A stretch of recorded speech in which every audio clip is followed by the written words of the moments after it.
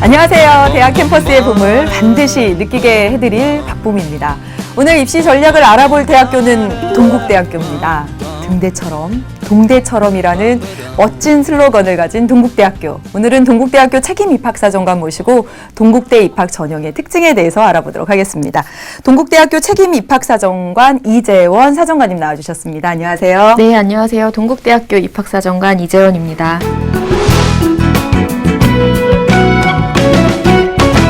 입시 한라인의 중심이십니다. 김성길 선생님, 짠! 안녕하세요. 연수여자고등학교 김성길입니다.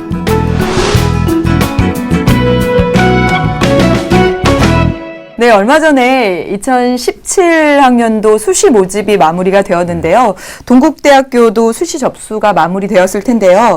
동국대 수시 모집의 전형의 특징, 일정 좀 간략히 안내해 주시죠.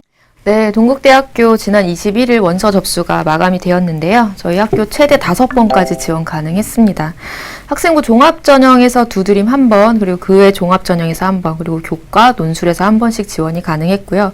동국대학교 진학을 좀 간절히 원하는 학생들은 학생부 종합과 교과 전형에 좀 복수 지원 학생들이 많이 있었던 것 같습니다.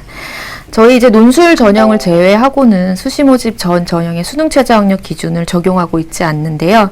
저희 학교 2017학년도 일정을 좀 말씀을 드리면 논술을 제외하고는 수능 이후에 모두 진행이 됩니다. 논술은 10월 8일에 고사가 진행이 되고요. 학생부 종합 면접은 11월 19일에서 20일이 두드림 전형, 그리고 27일이 그 외 종합 전형 면접이 진행되고, 학생부 교과 전형인 학교생활 우수인재 전형과 불교 추천 인재 전형이 11월 26일에 진행되고, 최종 합격자 발표는 12월 5일에 예정이 되어 있습니다. 네. 저희 학교에도 동국대학교를 너무나 가고 싶어하는 학생들이 많거든요. 이 수시 접수를 한 학생들이 정말 떨리는 마음으로 이 방송을 보고 있지 않을까 싶은데요. 먼저 학생부 교과 전형부터 알아보도록 하겠습니다.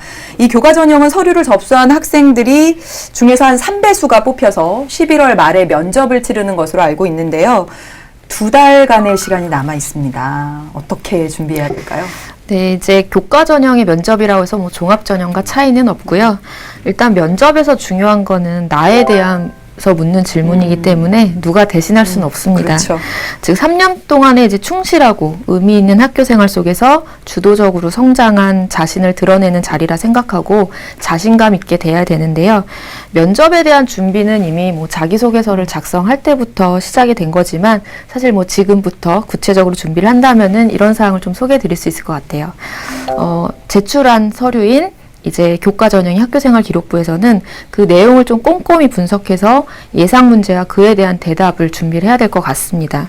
또한 이제 준비한 대답에서도 파생되는 질문이 또 있을 수 있기 때문에 그에 대한 준비도 필요할 것 같고요.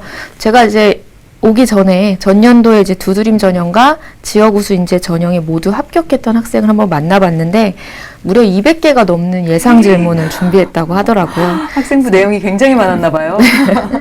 물론 이제 예상 질문으로 똑같이 나오진 않겠지만 결국 이제 본인에 대한 충분한 고민이 있었기에 어떤 질문이 나오더라도 이제 자신 있게 대답할 수 있었다고 저한테 팁을 줬고요. 이렇게 이제 본인에 대한 질문거리가 준비가 되면 표현하는 연습이 필요한 것 같습니다. 표현하는 연습을 너무 거창하게 생각할 필요는 없는 것 같고요.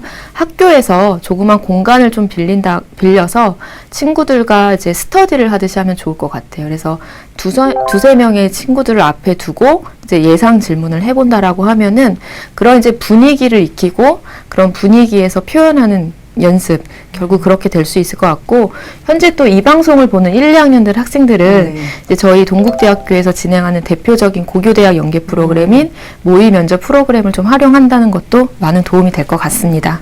그 면접 시험이 수능 이후에서 학생들 입장에서 보는 이제 보험용으로 원서를 또 이렇게 접수했다가 수능이 잘 나오면 또 결실하는 그런 학생들도 있거든요. 그렇다면 이 전형의 결시율 이거 얼마나 되나요? 선생님이 생각하시는 것만큼 결시율이 이렇게 높지는 않은데요. 그래요? 네. 역시 인기대학이네. 전형에 따라 좀 차이는 있지만 한 5%에서 10% 정도로 보시면 될 것 같습니다. 사실 좀 결시하는 학생들은 뭐 다른 고사랑 겹친다는 느낌보다는 타 대학과 면접일이 겹치는 경우가 많은 것 같고요.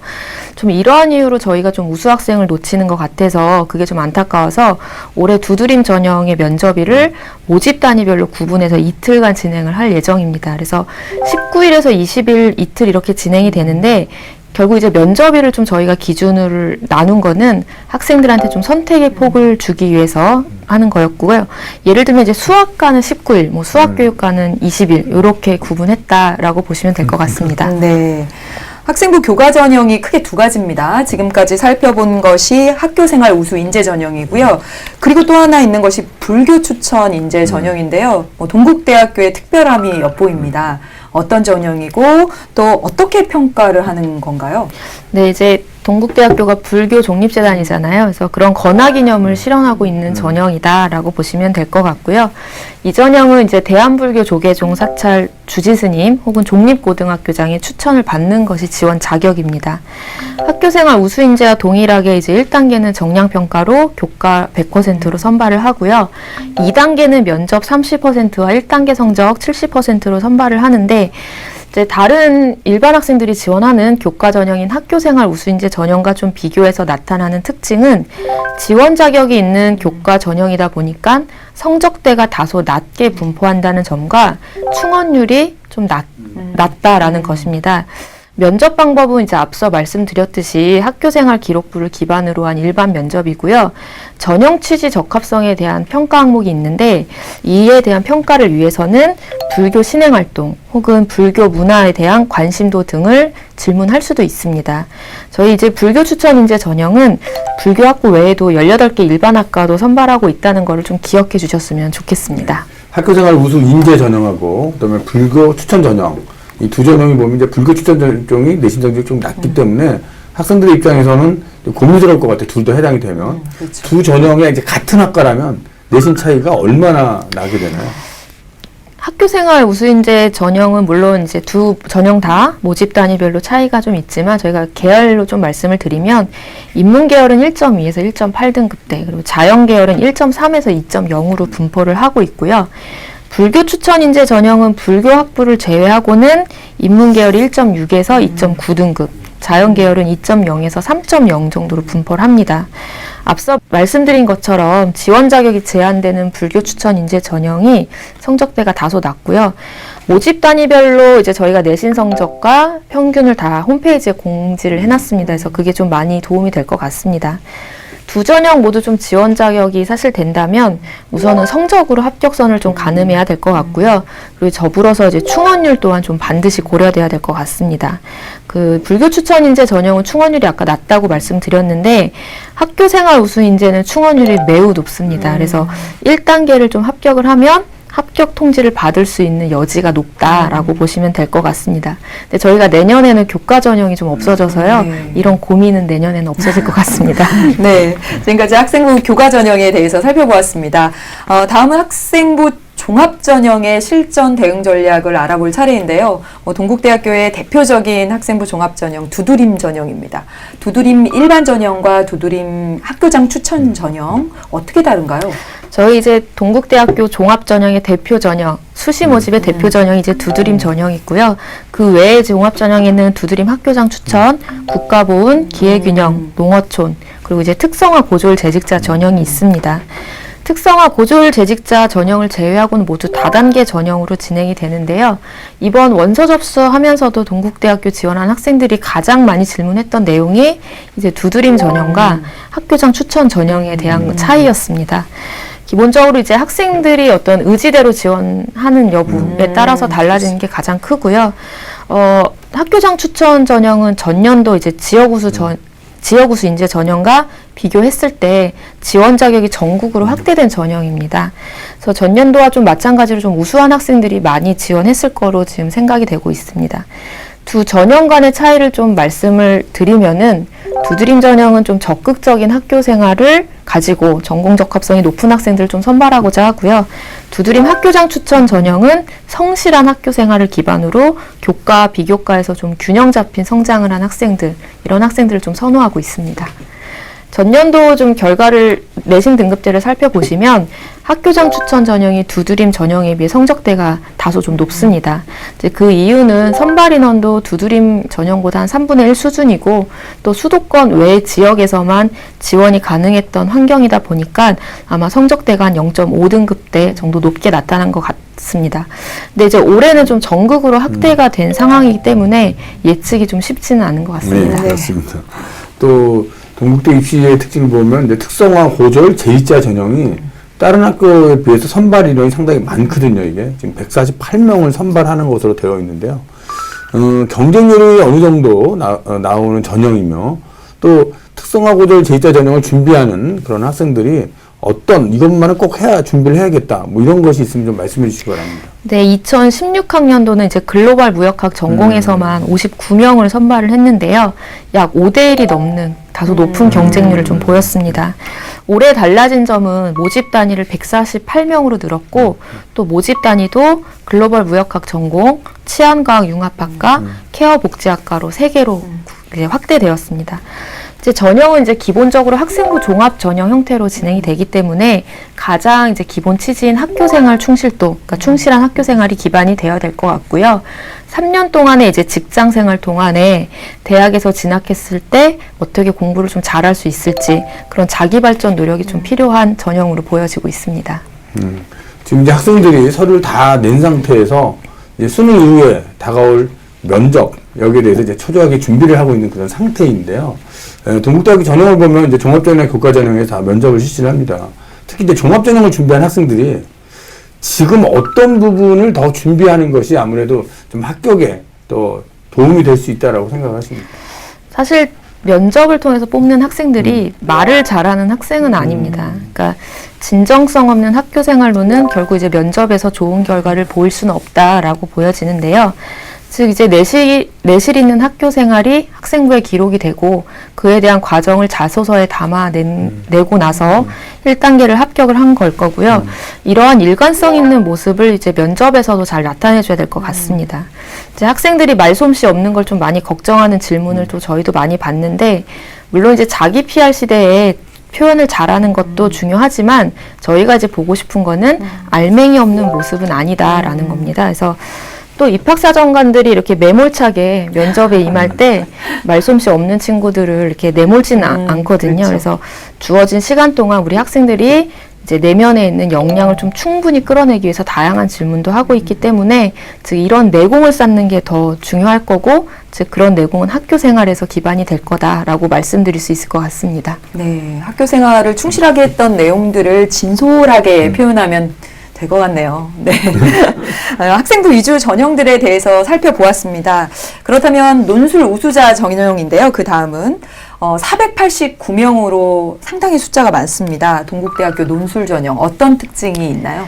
네, 저희 논술은 수능 최저 학력 기준을 우선 적용을 하고 있고요. 가장 큰 특징으로 뽑는다면 이제 수능 이전에 진행된다라는 것이 있습니다. 타 대학과 보통 이제 마찬가지로 일괄 전형으로 교과 40%에 논술 60%로 선발을 하는데 교과의 영향력은 굉장히 이제 낮다라고 보시면 될 것 같고요. 특히나 이제 올해를 말씀을 드리면 전년도 이제 교과 반영을 할 때는 계열별로 4개 교과에서 3과목씩 총 12과목을 반영을 했는데 올해는 계열 구분 없이 국어, 수학, 사회, 과학, 영어, 교과에서 그냥 상위 10과목만을 추출을 합니다. 그러니까 즉 교과에 대한 부담감을 올해 좀 낮추려고 노력을 많이 했다라고 보시면 될 것 같고요. 이 교과별로 가중치는 있나요? 아니요, 교과별 가중치라든지 학년별 가중치도 없습니다. 사회과목도 열심히 하라고 할 수 있겠네요. 네. 그리고 이제 또 다른 대학과 좀 비교해서 동국대학교 논술은 모든 지문이 교과서 내에서만 출제가 됩니다. 이제 이는 얼마 전에 이제 사교육 영향평가 결과가 났는데 거기서 또 확인을 할 수 있었고, 즉 이런 특징으로 보면은 저희 동국대학교 논술은 학교 수업만으로도 충분히 준비가 가능하다라고 보여집니다. 저희 이제 수능 전에 보다 보니까 경쟁률은 한 31대1 정도로, 물론 학과별로 차이는 있지만 그 정도로 나타내고요. 그러나 이제 실질 경쟁률은 수능 최저학력 기준을 맞춘 학생들 사이의 경쟁이기 때문에 그 경쟁률은 한 9대1로 좀 떨어지고 있습니다. 특히 이제 예를 들어 말씀을 드리면 저희 이제 수능 최저학력 기준이 인문계열에서 경찰행정학과가 좀 높게 돼 있는데요. 작년도 경찰행정학과 이제 수능 최저를 맞춘 학생들의 비율이 약 25%밖에 되지 않았습니다. 이런 특징으로 보면은 저희 동국대 논술은 수능 최저를 맞춘다는 전제 하에 결국 이제 논술고사가 중요하다라고 보시면 될 것 같습니다. 교과서 내에서 100% 지문이 출제된다. 뭐 학생들 입장에서는 그걸 알고 준비를 하고 있기 때문에 뭐 좋은 소식이라고도 생각이 되는데요. 교과서 내에서 출제된다고 논술이 쉽다, 또 이렇게 말할 수는 없는 것이거든요. 그리고 이제 조금 있으면 이제 논술 시험이 다가오는데 학생들 입장에서는 이제 수능 공부를 하면서 중간에 또 논술을 준비해야 되는 그런 어려움도 있습니다. 지금 상당히 논술을 준비하는 아이들이 이제 초조하게 기다리고 있는 상황인데요. 동대 논술의 어떤 팁이라 그러면 어떤 게 있는지 그 방송에 나오셨으니까 좀 전해주시기 바랍니다. 사실 열흘밖에 안 남아서 지금 학생들이 많이 부담스러워 할 시기인데 네. 지금 상황에서 준비를 한다라고 하면은 어쨌든 저희 지문은 다 교과서에서 내용이 있기 때문에 수능 공부랑 병행하는 차원에서 같이 교과서를 한번 쭉 훑어보는 거, 그러니까 뭐 제목 정도라도 숙지를 하면 어떨까라는 생각이 들고요. 또 1, 2학년 학생들도 내년에 준비를 해야 되잖아요.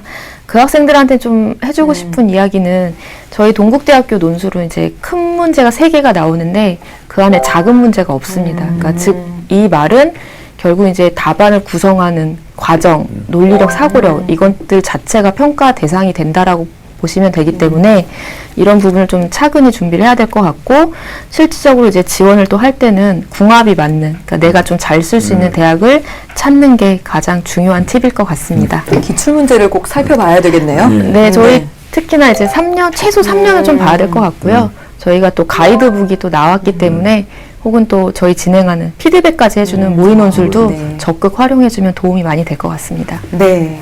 그 다음으로 실기 위주를 뽑는 특기자 전형에 대해서 살펴보도록 하겠습니다. 굉장히 좀 새로웠던 것이 문학 실기도 있어요. 네, 문학, 어학, 연기, 체육 등인데요. 어떤 기준으로 어떻게 평가를 하고 있는 건가요? 네, 저희 이제 말씀하셨듯이 4가지로 이제 구분해서 선발을 하는데 저희 동국대학교가 또 국어국문학 이쪽 문해창작이 또 뛰어나잖아요. 그 학생들을 뽑는 전형으로 보시면 될 것 같습니다. 문학은. 그래서 그 학과에서 23명을 선발하고 있고요. 학생부 교과 40%와 실기고사 60%로 진행이 되고 교과 반영 방법은 논술고사와 동일합니다. 어학 전형 같은 경우는 이제 일정 기준의 어학 성적을 지원 자격으로 하고 있고요. 문학 전형과 이제 동일한 방법으로 선발을 합니다.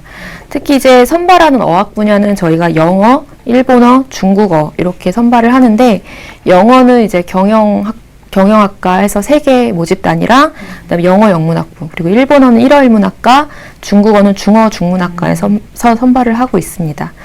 연기는 이제 연극학부에서 모집을 하는데 매일 100대 1이 넘는 좀 높은 경쟁률을 보이고 있습니다. 전형 방법은 좀 단계별 전형으로 시행을 하고 있고요.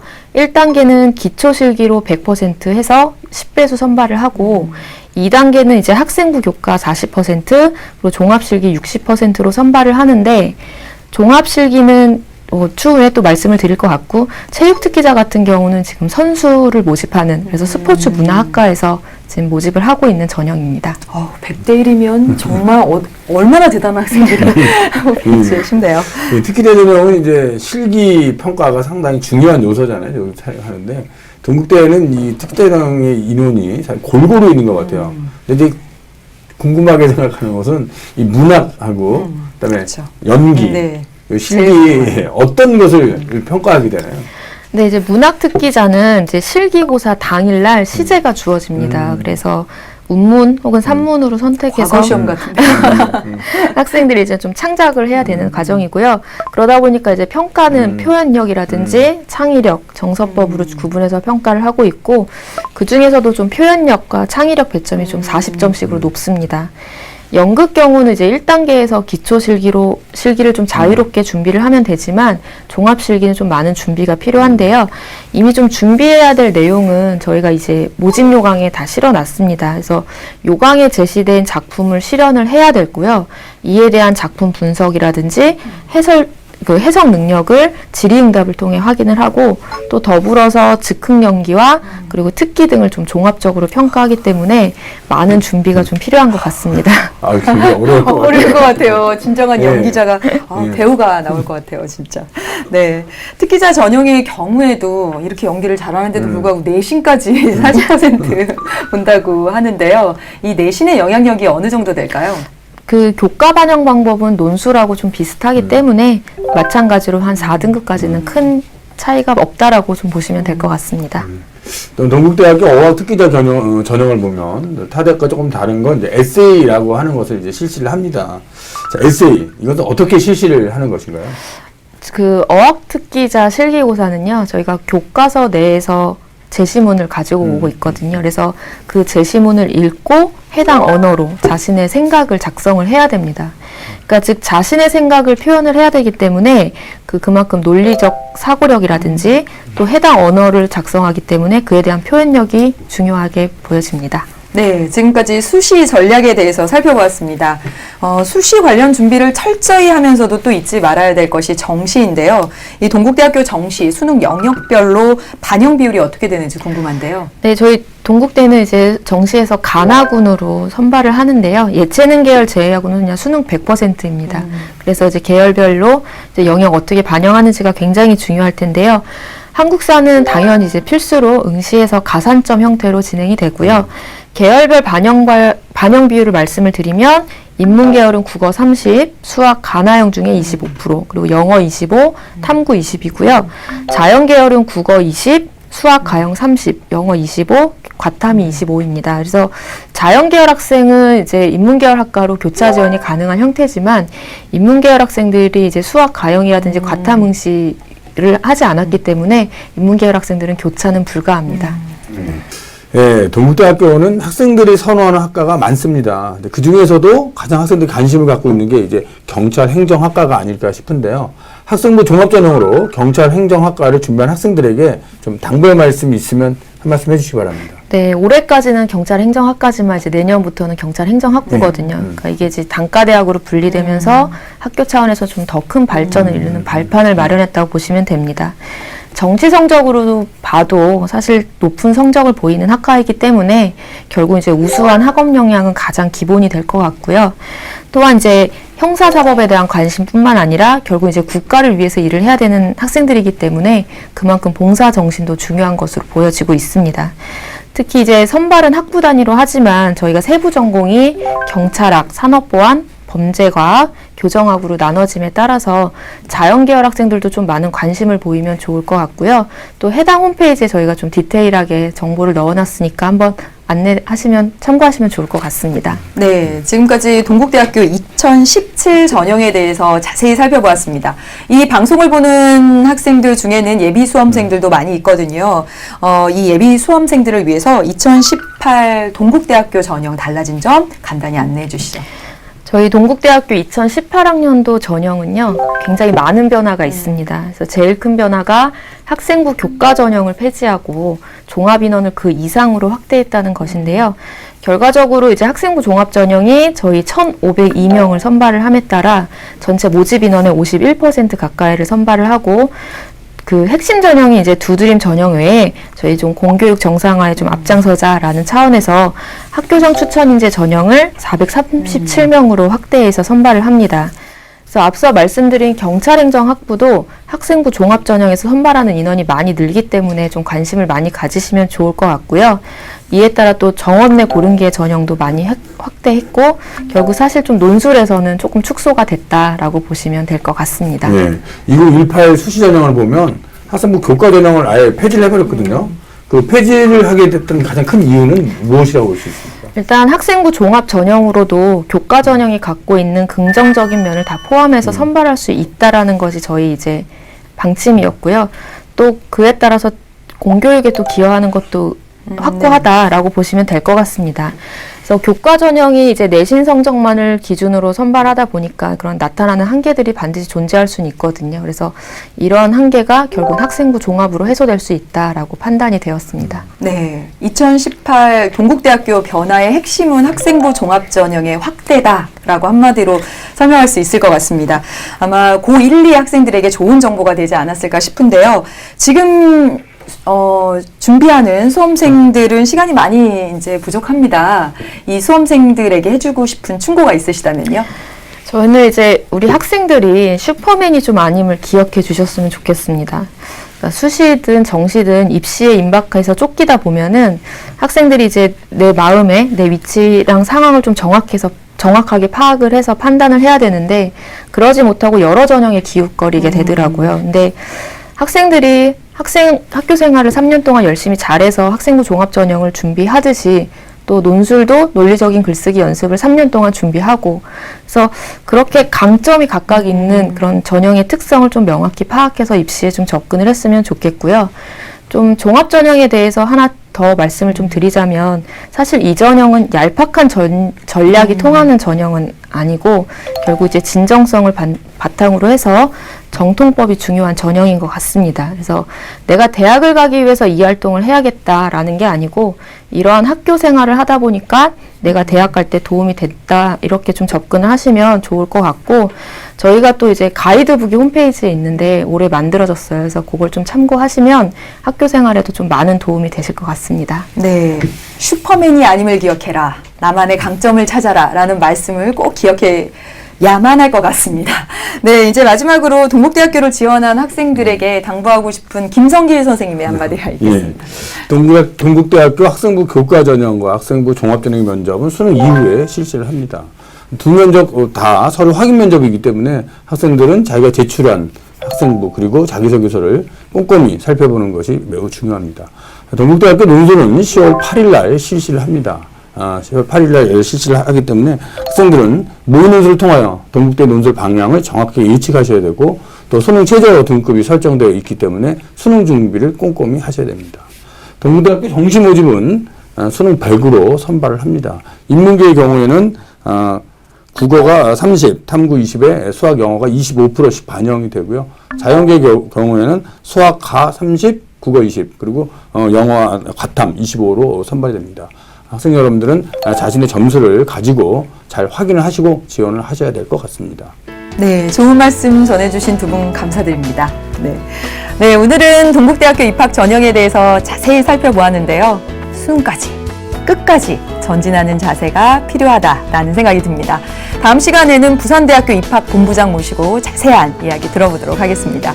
대학 캠퍼스에 봄을 만끽하는 그날까지 여러분을 응원하겠습니다. 시청해주신 여러분 감사합니다. 면접에서 주어지는 10분이란 시간 여러분들 잘 활용하실 수 있도록 많은 노력 기울여 주시기 바랍니다.